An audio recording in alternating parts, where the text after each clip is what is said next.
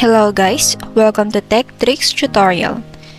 In today's video, I will show you how to change YouTube channel background image. Without further ado, let's get started. First, you need to sign in to your YouTube account and then go to your profile and select YouTube Studio.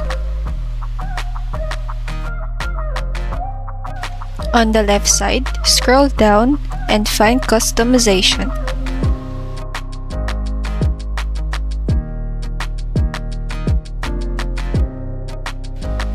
Now, click the Branding section.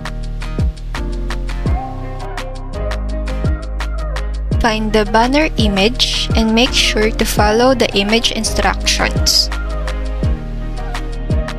Click Upload and then choose your image.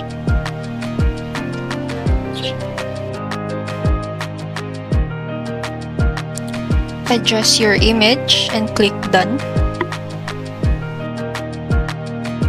Don't forget to publish.